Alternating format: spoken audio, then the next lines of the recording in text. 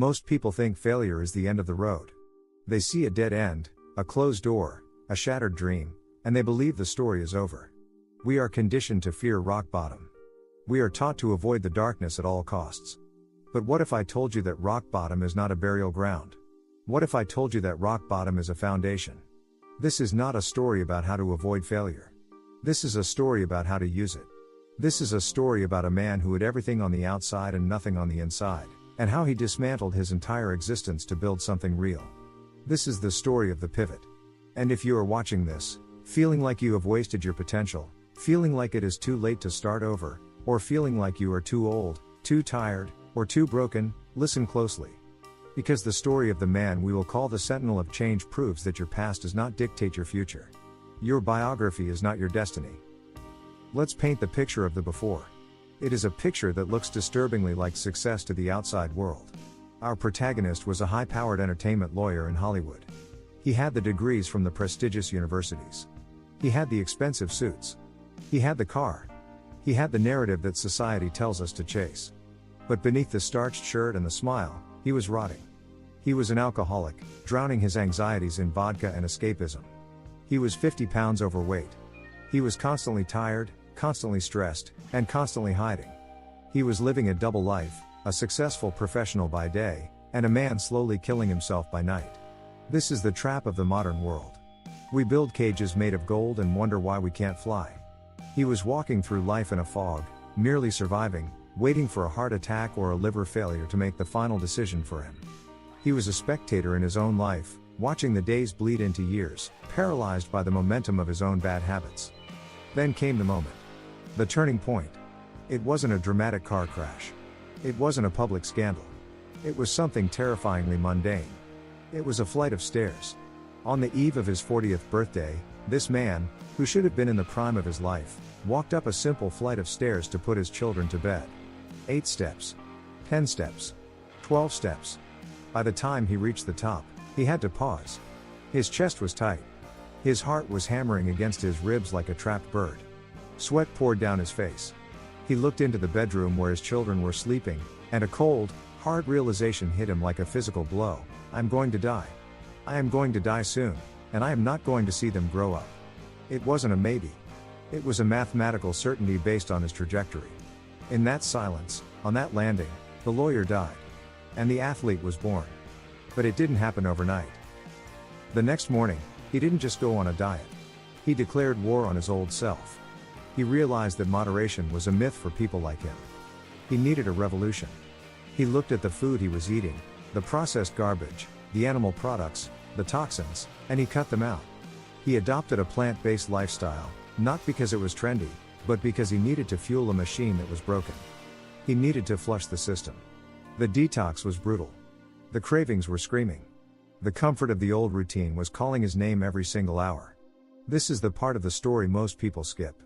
They show you the fat guy, and then they show you the guy with the six-pack. They don't show you the 3 months of absolute hell in between. They don't show you the headaches, the mood swings, the doubt, the nights staring at the ceiling wondering if you've lost your mind. But he held on.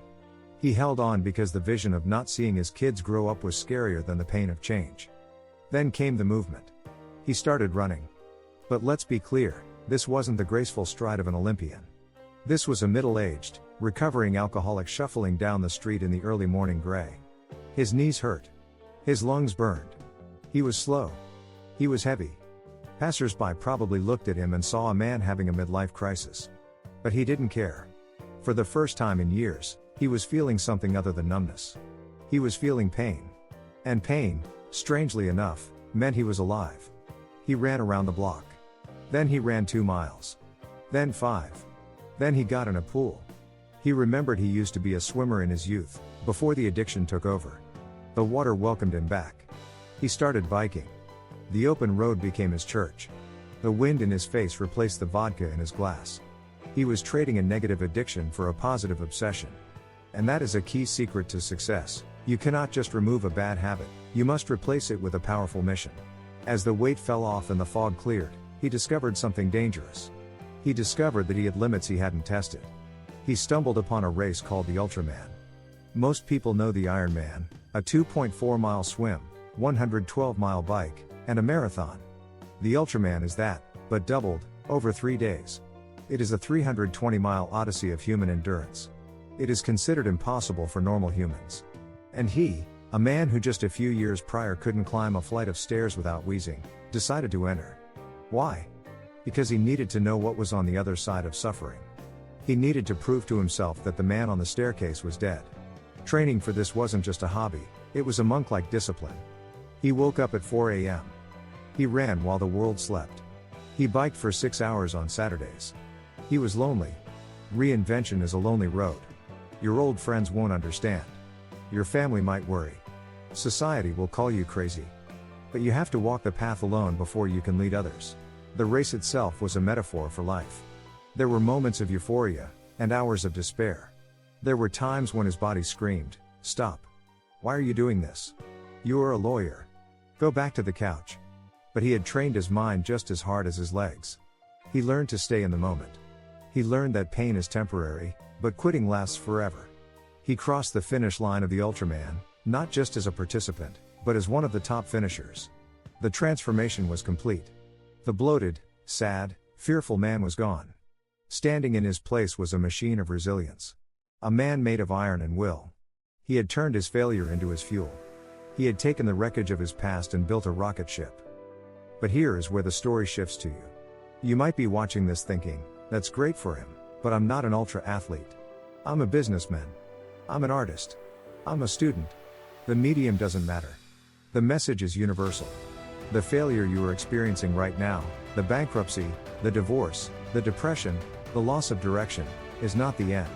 It is the staircase moment. It is the universe grabbing you by the shoulders and shaking you awake. It is life asking you, "Are you done?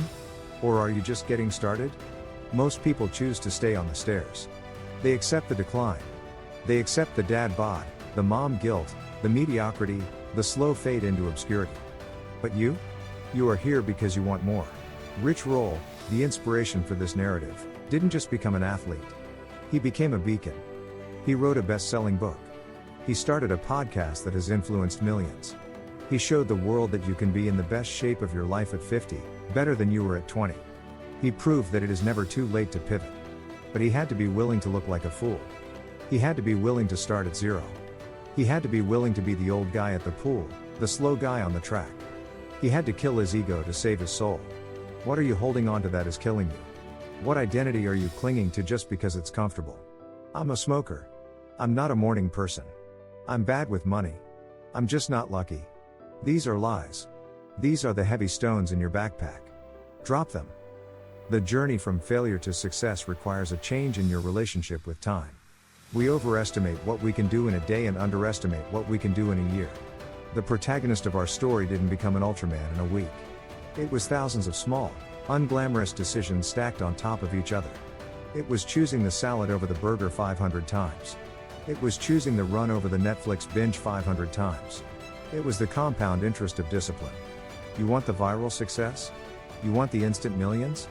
You want the transformation? Stop looking for the hack. There is no hack. There is only the work. There is only the daily grind of showing up when you don't want to. Let's talk about the wall. In endurance racing, the wall is the point where your glycogen creates deplete, your brain shuts down, and your body begins to cannibalize itself. Every entrepreneur hits the wall. Every creator hits the wall. It's that moment where the money runs out, the views drop, the critics get loud, and your energy hits zero. The amateur hits the wall and turns around. The pro hits the wall and starts eating it brick by brick. When our hero hit the wall in his life, he didn't retreat to the bottle. He leaned into the suffering. He understood that on the other side of that wall was a version of himself he hadn't met yet. You have to be willing to meet the stranger inside you. And you only meet him when things get hard. If you are currently in a season of failure, I want you to reframe it. Do not call it failure. Call it data. Call it feedback. Call it the preseason. You are in the training camp of your life. The universe is breaking you down so it can build you back up stronger. You cannot pour fresh water into a cup full of vinegar. You had to lose the old life to make space for the new one. The depression? That was the signal that the old way wasn't working. The anxiety? That was your internal alarm system. Thank your failure. It saved you from a life of comfortable mediocrity. It forced you to change. Consider the alternative. Consider if he had never walked up those stairs and felt that chest pain. He would have stayed comfortable. He would have stayed a lawyer. He would have kept drinking.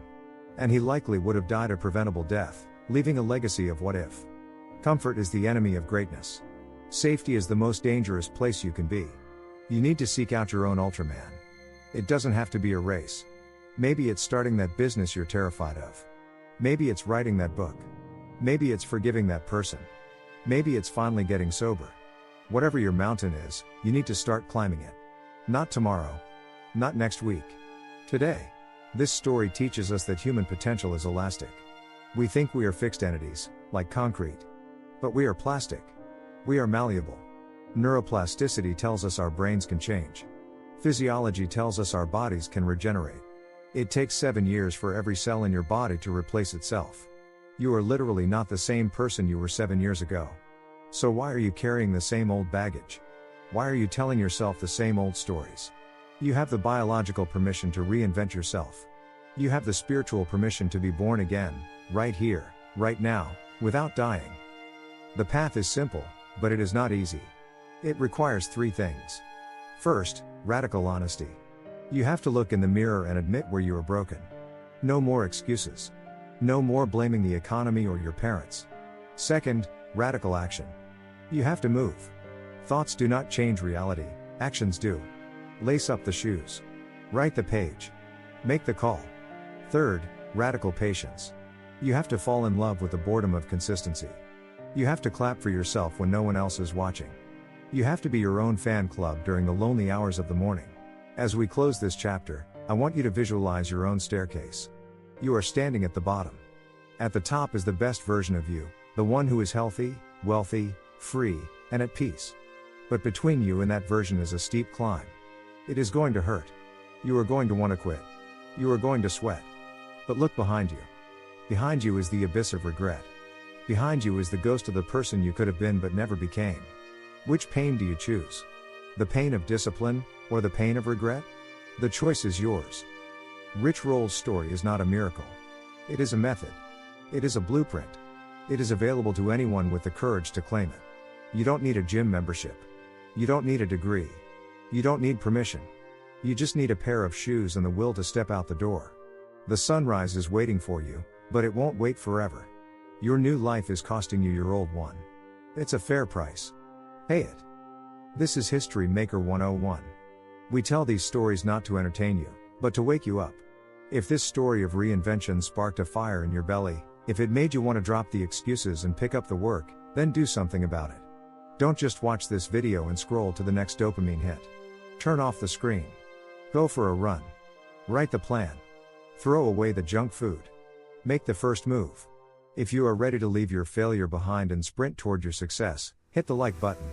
It tells the algorithm that people want to grow. Subscribe to the channel for more fuel for your journey. Share this with someone who is currently sitting on the stairs, trying to catch their breath. Tell them they can make it to the top. Tell them the view is worth it. Go be the hero of your own movie. Go make history.